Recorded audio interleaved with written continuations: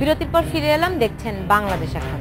যে আমরা সুন্দরবনের বিপর্যয় নিয়ে আলাপ করছিলাম, এই বিষয়টিকে এখন মানে সুন্দরবনকে রক্ষা করার জন্য সরকারের এই মুহূর্তে করণীয় কি আছে? যা হয়ে গেছে হয়ে গেছে, এই মুহূর্তে কি করা উচিত? ইমিডিয়েট যদি করতে চায়, আপনি কিভাবে ওখানে যে তেলগুলো আপনার ছড়িয়ে ছিটিয়ে পড়েছে, আপনার 70-80 কিলোমিটার, কেউ 100 কিলোমিটার বলছে, এগুলোকে সাক করে তুলে আনা, কিভাবে ওখান থেকে আপনার তেলগুলো নিষ্কাশন করে নিয়ে আসবে, সেটা হলো ইমিডিয়েট কাজ। মানে সেটার তো আপনার স্থানীয় পদ্ধতি ছাড়া, সেটা তো অলরেডি তারা করেছে। না, সাক করার পাশাপাশি ওইগুলো আপনার নিষ্ক্রিয় করে ফেলা যায়। হ্যাঁ, এটা তো আপনার একসময় মাটির, এটা নিচে, এটা তো ওজন ভারী, এটা আপনার মাটির সঙ্গে এটা নিচে চলে যাবে। একদিক দিয়ে একটু সুবিধা আছে, সেই পয়েন্টটা এখানে উঠানো উচিত আমাদের। এই যদি আপনার এই 2 দফা জোয়ার ভাটা না হতো এবং এই পানিটা সমুদ্রে গিয়ে না মিশতো, তাহলে তো একটা ডিজাস্টার যেটাকে বলে এর চেয়ে বড় ডিজাস্টার হওয়ার হতো না। সেই দিক দিয়ে কিছুটা লাকি আমরা। হ্যাঁ, কিন্তু তারপরও আপনার কিছুটা লাকি মানে এই না যে আমরা বেঁচে গেছি। যা ক্ষতি হওয়ার, যে কয়েকদিন পরেই দেখবেন ভেসে উঠতেছে অনেক প্রাণী। হ্যাঁ, অলরেডি আজকে আমি কোথায় ছবি দেখলাম, গুইসাপ 2টা ভেসে উঠেছে। হ্যাঁ, তো সেই সেটা তো 2-3 দিন পর আপনি দেখতে পাবেন। এটার ইম্প্যাক্ট তো ইমিডিয়েট পাবেন না, বছরের পর বছর, যুগ যুগ ধরে এটার ইম্প্যাক্ট হবে এটা। হ্যাঁ, এরপরে যখন গাছগুলো গজাবে না, আপনার হরিণ যখন খেতে পারবে না, আপনার শুশুকগুলো যখন নিঃশ্বাস নিতে পারবে না, ওরা 20-25 মিনিট পর পর লাফ দিয়ে উঠে কেন? আমরা এত ভয়াবহ কিছু ভাবতে চাই না, কারণ সিডরের সময় আমরা দেখেছি যেই সুন্দরবন একেবারে ধ্বংস হয়ে গেছিল, কিছুদিন পর আবার সিডরের পর যেটা ঘটেছিল আপনার, হয়তো আমাদের উপর আছে। সিডরের পর যেটা ঘটেছিল সেটা তো আপনার পলিউটেড হয় নাই। হ্যাঁ, সিডরের আপনার গাছের উপর দিয়ে ঝড়টা চলে গেছে, ম্যানগ্রোভ ছিল বলে গাছের উপর দিয়ে এটা চলে গেছে, গাছগুলো আবার আস্তে আস্তে বড় হয়েছে। কিন্তু এবার যেটা হয়েছে, আপনার টোটাল পানি, সুন্দরবনের আশেপাশের এলাকার সব পানি তো আপনার দূষিত হয়ে যাচ্ছে। সেই পানি যারা খাবে, এখানে যারা মাছ ধরে, ওই জেলেদেরও প্রবলেম। আপনি শুধু আপনি ইকোলজির কথা না, আপনার জনগণেরও তো ওখানে সমস্যা হবে। ইভেন তাদের জীবিকার সংকট। আমি এই জিনিসটা বলি যে প্রথমত এখানে প্রায় 3 লক্ষ মানুষ এই সুন্দরবনের উপরে জীবন জীবিকা নির্বাহ করে। তাদের কিন্তু মানে সব ধরনের অর্থনৈতিক তৎপরতা বন্ধ হয়ে গেছে এবং তারা কিছুদিনের মধ্যে, মানে এটা কতদিন চলবে এবং এই পরিস্থিতি যতদিন থাকবে, তাদের কিন্তু প্রায় স্টার্ভিং এর মানে একটা অবস্থা দাঁড়াবে, তাদের না খেয়ে মরার দশা হবে। এটা গেলে একটা দিক। দ্বিতীয় দিক হচ্ছে যে এখন এই মুহূর্তে মানে আপনার এই জোয়ার ভাটার কারণেই কিন্তু পানি তো সমগ্র সুন্দরবনে ছড়িয়ে পড়ে। সুন্দরবনে অল্প একটু জায়গা আসলে ভেসে থাকে, বেশিরভাগ জায়গা পানির নিচে থাকে।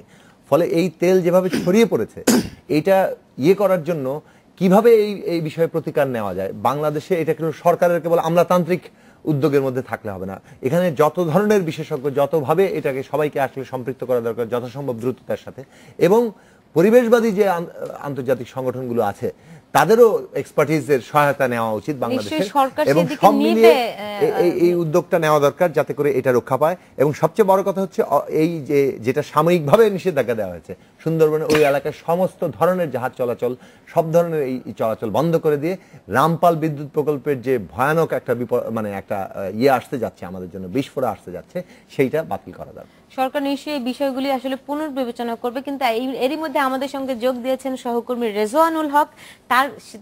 আপনি তো গিয়েছিলেন রেজওয়ান মিরপুরের রূপনগরে, সেখানে একটি মানে সামান্য ব্যাডমিন্টন খেলাকে কেন্দ্র করে একজন ছাত্র নিহত হয়েছে, আর 2 জনের অবস্থা গুরুতর। কি ঘটেছিল আমাদেরকে একটু বলতে পারেন?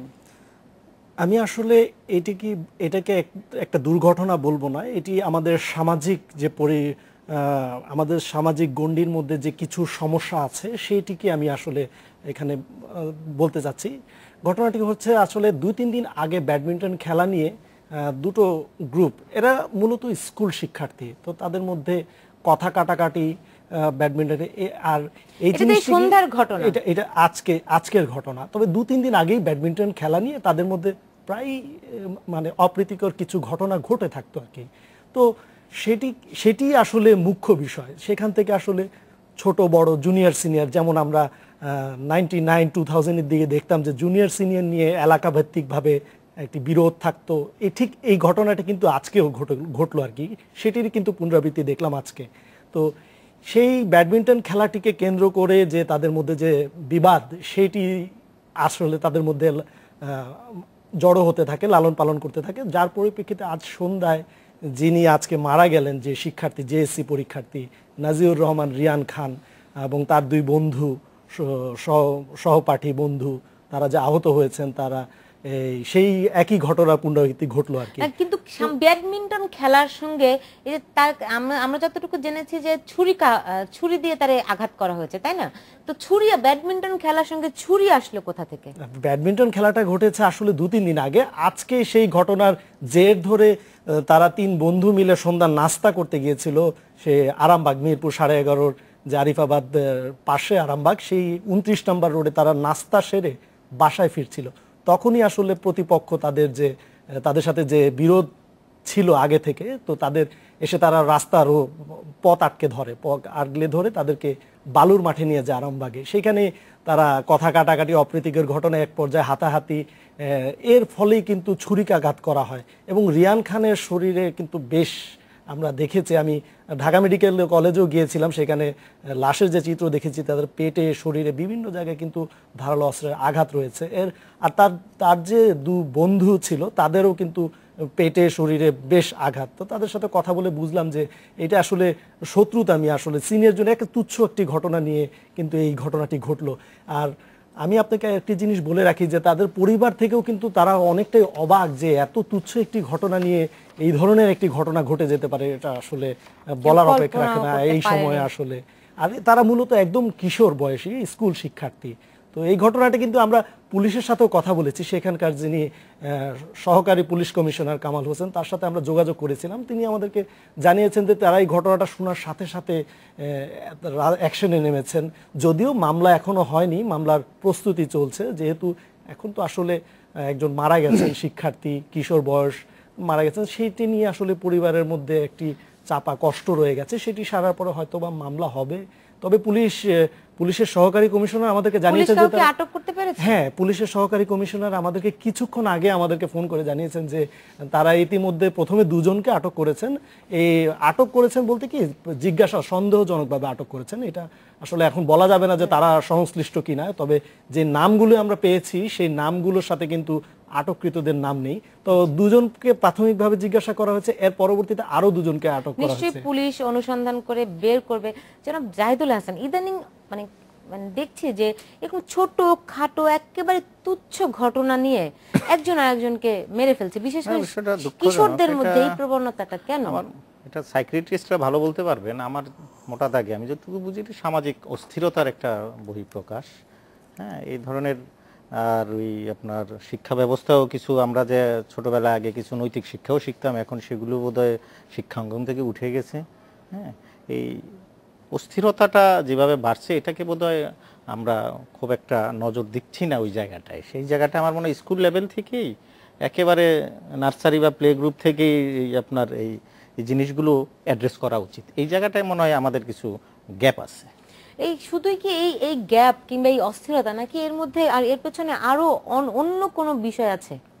না, এগুলো তো আসলে আমার মনে হয় সমাজের বড় অসুখের একটা লক্ষণ আর কি। মানে আমাদের সমাজে যেটা উনি বললেন যে এটা ঠিক, অস্থিরতা, নৈরাজ্য, মানে অসহিষ্ণুতা তীব্রভাবে বেড়ে গেছে। আপনি ধরেন শুধু এইটাতে একটা ঘটনা, মানে গত 6 মাসে একটা হিসেবে দেখলাম কয়েক হাজার ব্যক্তিগত খুন, মানে অর্থাৎ যেটা ঠিক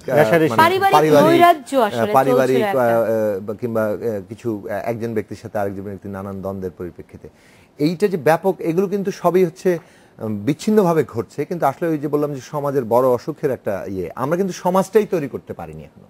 আমরা কিন্তু উন্নয়নের অনেক বলচাল আমরা দিচ্ছি, কিন্তু আমরা তার ভেতরে যে সমাজ গঠনের একটা জরুরি প্রয়োজন আছে সেটা আমাদের নাই। আমাদের শিক্ষার মধ্যে এই যে সমাজ গঠনের যে জায়গাটা দরকার, শিক্ষার একটা বড় কাজ ছিল সমাজ গঠন করবে, কিন্তু শিক্ষা তো আমরা 3 ভাগে ভাগ করে রেখেছি।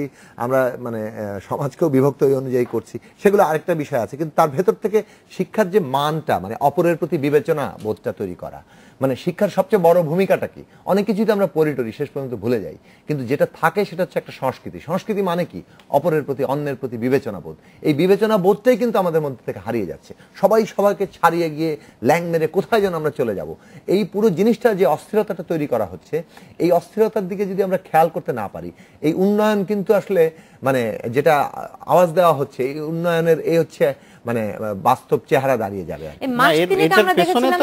রাজনৈতিক অস্থিরতা থেকে শুরু করে, আর এটা হ্যাঁ সেটা তো বটেই, মানে রাজনৈতিক অস্থিরতা তো সেখান থেকে এগুলো কিন্তু ইমপ্যাক্ট গুলো সব জায়গায় পড়ে। সেই জায়গাটা যদি ঠিক থাকে এগুলো আস্তে আস্তে ঠিক হবে। আর এমনি যদি বলেন যে ব্যক্তিগত খুনাখুনি, এগুলো তো পৃথিবীর কোথাও আপনি থামিয়ে রাখতে পারবেন না, কিন্তু মাত্রাটা কমবে। আমাদের এখানে মাত্রাটা বাড়তি, কারণ তারপর আরো একটা বিষয় থাকে, এগুলোর বিচার আমাদের এখানে খুব সহজে আমরা দেখি না যে এগুলোর বিচার হয়, বা এই বিচার না হওয়ার কারণে এই সমস্ত জিনিস আরো ঘটতে থাকে। আপনি দেখেন যে এর আগে যে আমরা দেখলাম যে ল্যাবরেটরি স্কুলের একটা ছাত্রকে মেরে ফেলো, সেটাও এরকম ছুরি দিয়ে তাকে আঘাত করা হয়েছিল এবং পরে সে মারা যায় সামান্য ফুটবল টুর্নামেন্টকে কেন্দ্র করে। যে স্কুল কলেজ ভিত্তিক যে টুর্নামেন্টগুলি হয় সেটার জেদ ধরে তা একজন, এটা ওখানেও কিন্তু সিনিয়র জুনিয়র একটা বিষয় ছিল এই মাস তিনেক আগে। সেটাই তো তাদের যে ইগো প্রবলেম হয় বাচ্চাদের। না বাচ্চাদের কিন্তু হ্যাঁ, এটা ধরেন এই ধরনের একটু ইগো প্রবলেম হওয়া, একটু মানে কিছুটা মারামারি হওয়া, মার্ডারের পর্যায়ে যাওয়ার কথা না। আগেও ছিল, মানে আমাদের সময় আমরা দেখেছি, এখনো আছে। কিন্তু জিনিসটা হচ্ছে যে এটা খুব একটা তীব্র রূপ নিচ্ছে, আর চরম অসহিষ্ণুতার জায়গায় যাচ্ছে, এবং সেটা ক্রমাগতভাবে বাড়ছে। এটাই হচ্ছে এখনকার পর্যবেক্ষণ। এটা এমন না যে এটাই প্রথম ঘটল।